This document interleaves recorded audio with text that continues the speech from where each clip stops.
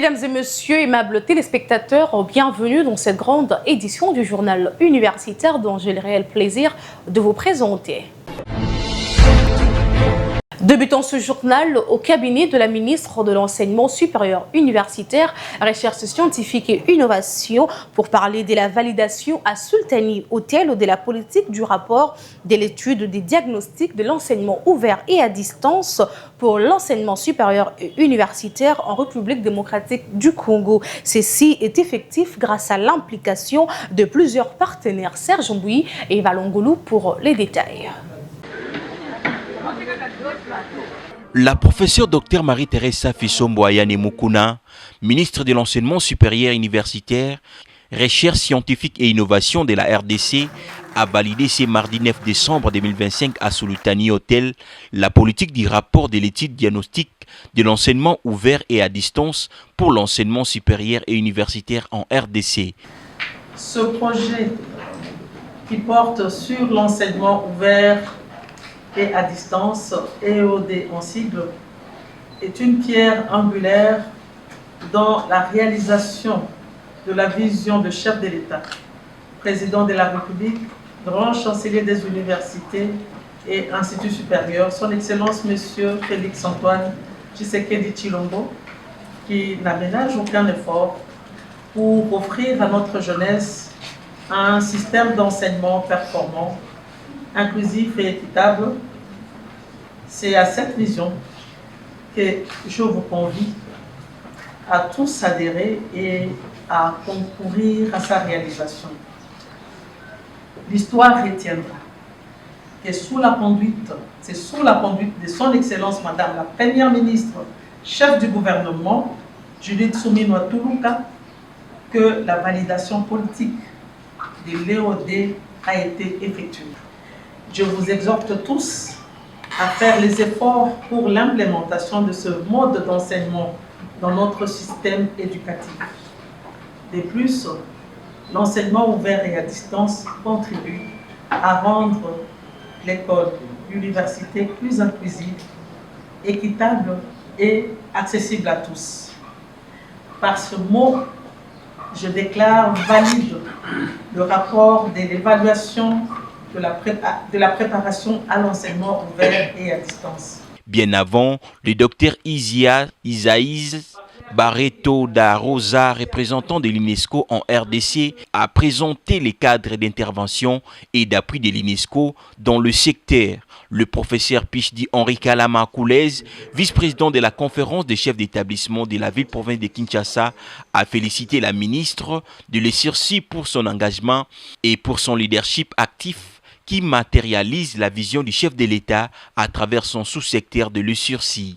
Par ailleurs, Lisa Massibou, la représentante du DGA de Vodacom Congo, a exprimé l'intérêt de leur entreprise pour l'enseignement à distance. Premièrement, la Fondation Vodacom, elle poursuit des piliers stratégiques assez clairs, entre autres dans l'éducation, dans la santé, dans le bien-être. Alors en allant avec notre pilier éducation, c'est dans ce sens que nous avons tenu à accompagner le ministère de l'Enseignement supérieur et universitaire, justement pour les accompagner, car nous sommes une entreprise citoyenne, pour contribuer à l'éducation en RDC. Et ce sujet de l'éducation à distance entre vraiment en rapport avec les programmes et les plateformes que nous avons.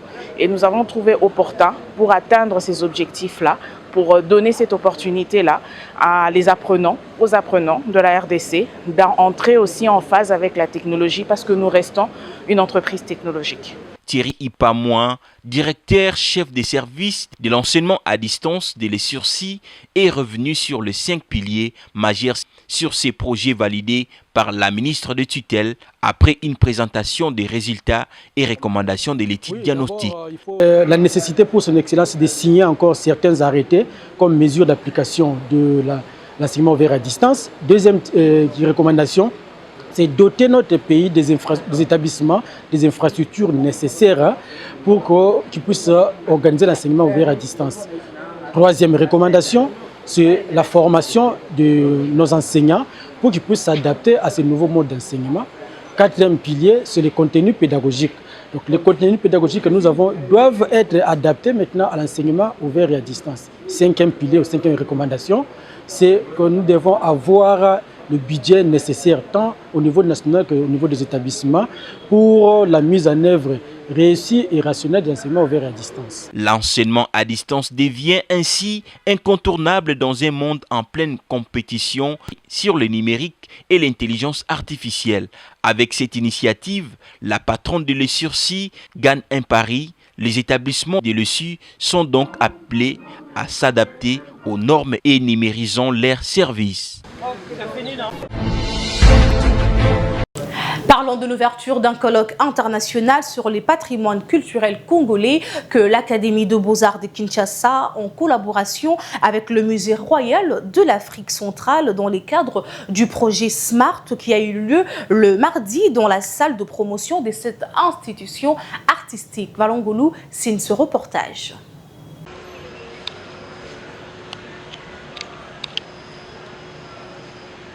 Au cœur de Kinshasa, une question traverse les esprits et réveille la mémoire collective. À qui doit réellement appartenir les patrimoines congolais? C'est dans cette atmosphère des réflexions profondes que l'Académie des Beaux-Arts a ouvert, mardi 9 décembre 2025, un colloque international consacré à la restitution et à l'avenir des collections muséales de la RDC, placé sous les thèmes restitution du patrimoine culturel, provenance des collections muséales et futur des musées en RDC. Ces assises ont été lancées par le professeur Célestin, conseiller scientifique du ministre de l'ESSU. Au nom de son Excellence, Madame la ministre de l'Enseignement supérieur, universitaire, recherche scientifique et innovation, je profite de l'occasion pour déclarer ouvertes les assises du colloque international d'aujourd'hui. Je vous remercie. Le professeur Henri Kalama Pichdi, directeur général de l'ABA, a ensuite souhaité la bienvenue aux participants et exprimé ses attentes pour ces 2 journées d'échange. Tout en vous renouvelant mes voeux de cordiale bienvenue à l'Académie des Beaux-Arts de Kinshasa, votre maison, je formule le souhait que ces 2 journées de travaux soient un véritable creuset d'idées, de réflexions fécondes, des débats constructifs et d'engagement responsable. Puissent ces colloques contribuer efficacement à faire de notre patrimoine culturel un puissant levier d'unité, de cohésion sociale, de dialogue interculturel et de développement durable de la République démocratique du Congo et de l'Afrique. En visioconférence, le directeur général du Musée royal de l'Afrique centrale, Bar Ovry, ainsi que Célia Charkaoui Sédil, responsable du projet SMART, ont réitéré leur engagement pour une collaboration transparente autour du patrimoine congolais. Ce partenariat ouvre de nouvelles possibilités de collaboration entre nos institutions. Elle permet des partenariats durables et des partenariats équitables afin de regarder ensemble une histoire partagée et un patrimoine qui mérite d'être plus vu. Nous allons ainsi, grâce à cette collaboration, participer à la protection, la sauvegarde, la valorisation et surtout la transmission de ce patrimoine congolais et ainsi faire rayonner celui-ci à travers le pays, mais aussi à travers le monde. Contexte, ces colloques viennent enrichir un débat national lancé, même si les actions concrètes tardent encore. Quelques avancées symboliques sont à relever, notamment le prêt à durée indéterminée du masque Soukou Kakungu au bénéfice de l'Institut des musées nationaux du Congo, la restitution de la relique de Patrice Emery Lumumba prélude à des futures restitutions des restes humains conservés à l'étranger. Co-organisé par l'Académie des Beaux-Arts de Kinshasa et les musées royaux de l'Afrique centrale dans le cadre du projet SMART, ces colloques se poursuivent jusqu'à ce mercredi 10 décembre 2025.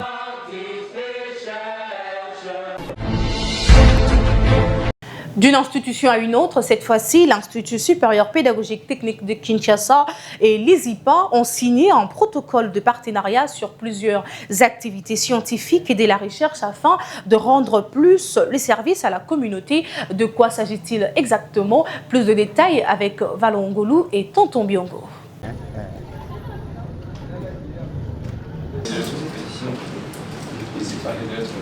Dans le souci de préparer la relève académique et de renforcer la coopération interuniversitaire, le comité de gestion de l'Institut supérieur pédagogique technique de Kinshasa, ISP-TEKIN, et celui de l'Institut supérieur d'informatique, de programmation et d'analyse, ISIPA Komoriko, ont procédé à la signature d'un protocole d'accord portant sur la formation des étudiants en master de recherche à l'ISP-TEKIN. Pour la circonstance, le professeur Pichdi Albert Kabasele Yenga, directeur général de l'ISP-TEKIN, a affirmé que son institution universitaire s'ouvre au monde extérieur.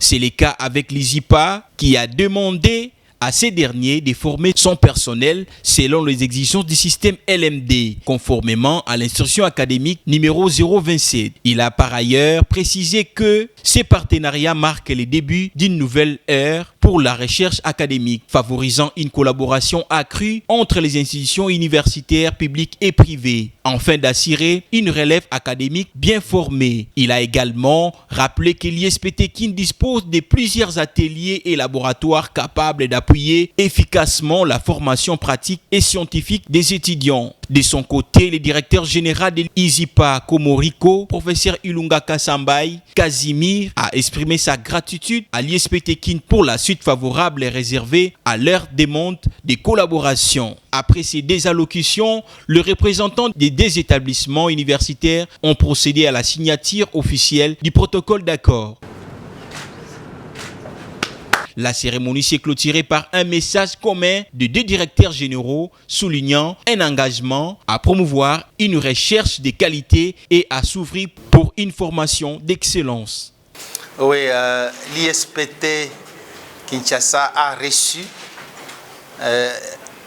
la demande de l'ISIPA, qui est une très grande formation universitaire pour l'informatique en RDC, afin que l'ISIPA inscrive son personnel scientifique, c'est-à-dire ses assistants et ses chefs de travaux, à la formation des masters de recherche et plus tard en thèse de doctorat, et quand le gouvernement le permettra, à l'ISPT Kinshasa. J'informe ici tout le monde que l'ISPT Kinshasa organise un master de recherche en informatique industrielle, en informatique de gestion, en télécom, intelligence artificielle, big data, en mécanique. Et là... Famille restaurée, 20 lois pour réinventer la société. C'est la nouvelle publication scientifique de M. Moussa Moupassa, dont le vernissage interviendra le samedi à Soutani Hotel. L'auteur a expliqué l'importance de son livre devant Serge Mbouyi et Hope Kiakou au cours d'un entretien. Suivez cet extrait. Oui, c'est vrai que c'est un titre assez osé, réinventer la société, parce que nous faisons une corrélation entre ce qui se passe dans la société et ce qui se passe dans la famille. On constate qu'on ne peut pas avoir une société stable sans des familles restaurées. Donc, quelque part, si on veut résoudre des problèmes sociétaux, nous devons rentrer dans leur base, dans la source de toute société qui est effectivement la famille. Cette publication est importante parce qu'elle repose sur des valeurs et des principes qui sont éprouvés. Parce qu'on doit comprendre une chose, que pour stabiliser une famille, ça prend qu'elle soit régie par des principes. Quand nous avons des aléas, nous avons des vents, des tempêtes de toutes sortes, ça nous prend des fondations solides. Alors, si nous pouvons baser nos familles sur des principes pour les régir, pour les gérer, ce sera justement beaucoup plus facile de les restaurer et de réinventer la société. Il y a des principes comme ceux de la communication, les principes des lois. On a plusieurs lois ici, les lois de réconciliation, les lois de gestion du temps, gestion financière. Donc toutes ces choses permettent de solidifier la famille. Parce que les principes ou les lois sont des valeurs sûres sur lesquelles on peut se reposer. La motivation est celle-ci, c'est qu'il y a un constat qui se fait. Toutes les familles sont dysfonctionnelles, y compris la mienne. Mais maintenant, nous avons tous un mandat en tant qu'individus, en tant que produit de famille, de laisser nos familles mieux que nous les avons rencontrées. Donc, cette démarche vient dans ce désir, dans ce souci de comment est-ce que je peux laisser mes marques, comment est-ce que je peux impacter ma famille pour impacter la société aussi. Donc, quelque part, ça vient de là. Donc, toutes les familles sont dysfonctionnelles, mais ce n'est pas comme un cri de désespoir, c'est justement une opportunité de rebâtir quand tout est détruit. Ce qui est conscient, c'est qu'il y a un déchirement, une désintégration. On regarde par exemple sur le plan du respect, le plan de l'honneur, la loi de l'honneur qui n'est plus à sa place, où on a des conflits générationnels dans nos familles, où on a des problèmes justement de s'unir. Une famille est faite pour être unie. Mais aujourd'hui, combien nous avons des factions même dans nos familles, elles sont morcelées et on ne peut pas être fort avec des familles divisées. L'adresse, c'est à l'hôtel Sultani, au 30 avenue La Justice, à Gombe. Plusieurs catégories. Il y a les plus vieux, les plus jeunes, il y a des officiels, il y a des jeunes, il y a des étudiants. Il y a des familles, ma propre famille sera présente. Donc toutes les catégories sont les bienvenues parce qu'on est tous issus des familles. Donc c'est à 10 h, on vous donne rendez-vous le 13 décembre. Mon dernier mot serait que ne lâchez pas, c'est de continuer. C'est bon de commencer, mais continuons. Ne nous décourageons pas en ce qui concerne nos familles. Je dirais vraiment ceci, que nos familles ne sont pas des lieux d'enterrement, mais des camps d'entraînement. Parce que beaucoup se sentent vraiment étouffés dans la famille. Mais si vous l'avez survécu, c'est qu'il y a quelque chose encore à espérer pour demain. Direction l'Institut supérieur de technique médicale de Kinshasa qui a organisé une journée scientifique par les biais de la section biologie médicale. L'hypertension artérielle et les accidents cardiovasculaires, c'est les thèmes qui étaient au centre de la cérémonie qui a eu lieu dans l'une des salles de cet établissement universitaire en présence du secrétaire général académique et plusieurs invités de marque. Hop Kiakou pour le reportage.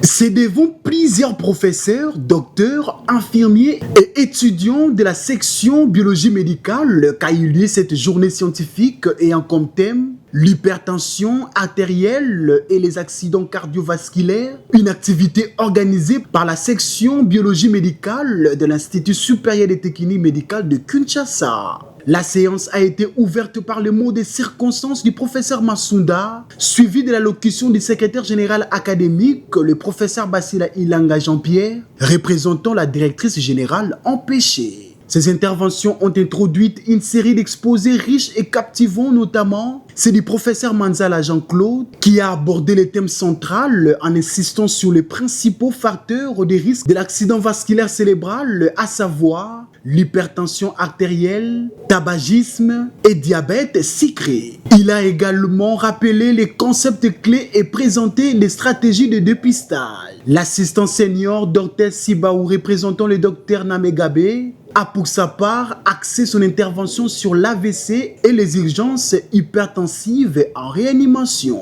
Le professeur Massounda Adrien a ensuite revenu sur l'hypertension artérielle et les accidents cardiovasculaires en proposant une approche biophysique concluant que la survenue de ces affections dépend en grande partie de l'écoulement sanguin à travers les artères régurant le cœur et le cerveau. Après les interventions du professeur Jean-Pierre Bassilois et du chef de travaux Mouaka Diala, une séance de questions-réponses suivie d'une pause a permis aux participants d'approfondir les échanges. La deuxième partie du panel, consacrée à la prise en charge de l'AVC, a été animée par les CT Conga, l'assistante Nanto Roline, les docteurs Yamba Yamba, la chef de travaux Marie-Charlotte, le professeur Baloa Ignès, ainsi que la chef de travaux Hortense Cheke. Le secrétaire général académique de l'ISTEM de Kinshasa et le professeur Bassilois ont à cette occasion souligné ce qui suit. L'impression est très bonne parce que ça fait partie des missions, n'est-ce pas, des établissements d'enseignement supérieur. Il ne suffit pas seulement l'enseignement, il faut la recherche, il faut l'innovation. L'objectif principal était de parler de l'hypertension selon tous les axes. Il y a les axes selon les médecins, les axes dans la prise en charge, le diagnostic et la survenue. Et puis les conséquences du diabète. Il convient de noter que cette journée scientifique s'est achevée dans une ambiance pleinement académique, marquée par la satisfaction et la participation active de tous.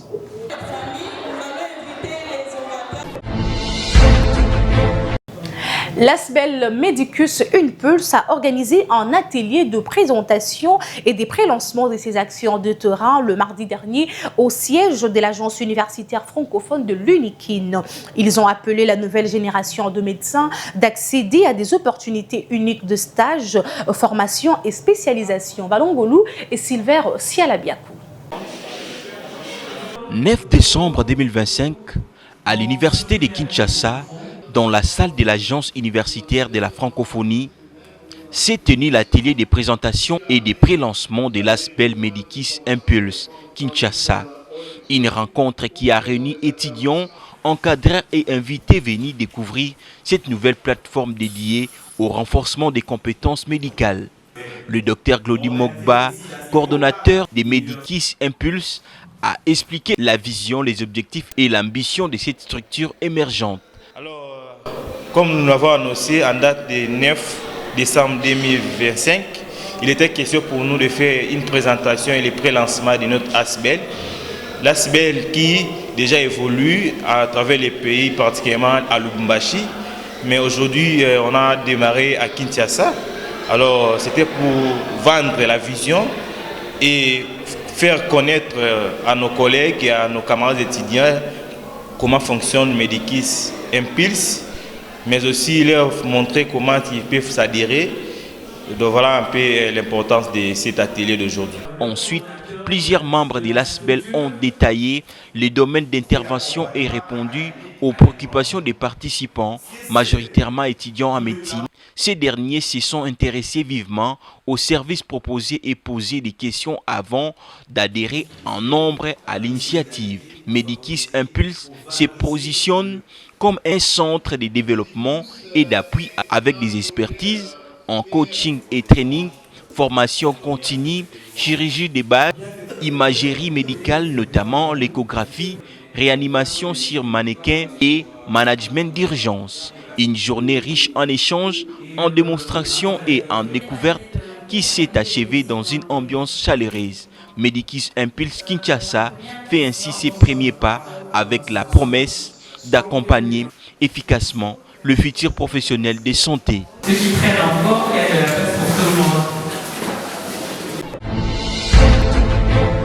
Parlons à présent du lancement du concours d'écriture, dessin et de lavage de mains au lycée technique et professionnel de Matungé. Une initiative portée par l'Asbel dénommée Dukin Altoum qui dirige le PCA, Alexandre Akongol, Madame Justine Ndiaye et secrétaire général adjoint du conseil Inansan Mwanza. Ce concours a eu lieu dans un esprit dynamique et compétitif. Hop Kiakou était présent pour le compte du journal universitaire.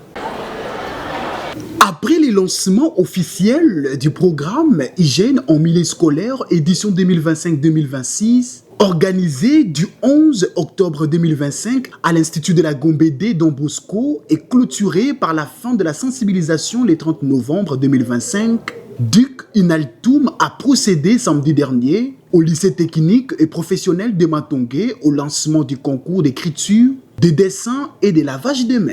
La cérémonie a débuté par les équations de l'hymne national. Le préfet de l'établissement a ensuite prononcé un mot de circonstance avant de céder la parole au président du conseil d'administration du Duc Inaltoum, le pasteur Alexandre Akongol. Celui-ci a expliqué les processus d'évaluation prévus pour les élèves, rappelant que la campagne de sensibilisation s'était étendue à 700 écoles de la ville de Kinshasa, touchant plus de 250 000 élèves et que 50 écoles représentant 750 candidats participent au concours au niveau de la ville-province. Le PCA a détaillé les 3 phases du concours, à savoir la phase de disqualification où seuls les meilleurs candidats seront retenus, la phase communale durant laquelle les élèves sélectionnés seront évalués dans leur commune et la phase provinciale, ultime étape visant à désigner les meilleurs élèves au niveau provincial. À l'issue de cette présentation, les chefs d'établissement présents ont remis aux élèves les feuilles du concours d'écriture.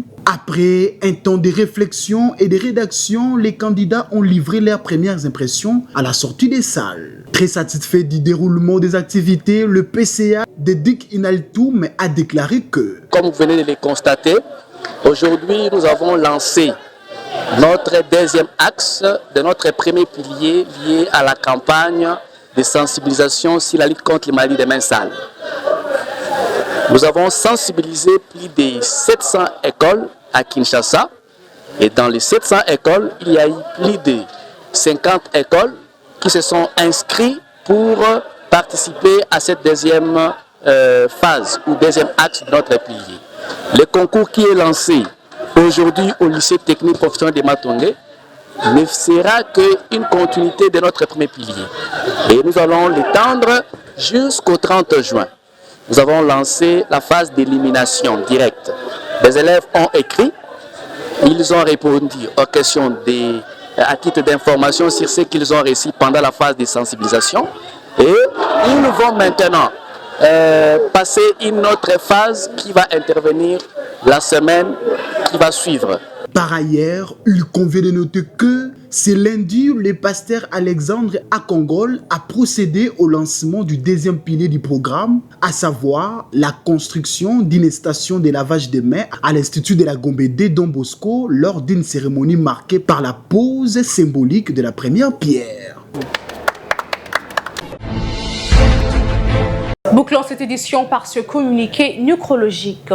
La famille Nzouzi et la rédaction du journal universitaire ont la profonde douleur de vous informer les décès de leur fils, monteur et réalisateur Djibril Nzouzi, survenu le 8 décembre à 23h suite d'une longue maladie. En attendant le programme du deuil, le recueillement se tient dans la résidence familiale 6 avenue Madouda, numéro 52, quartier 10, dans la commune d'Endjili, référence terrain Kifoma, arrêt Sainte-Thérèse.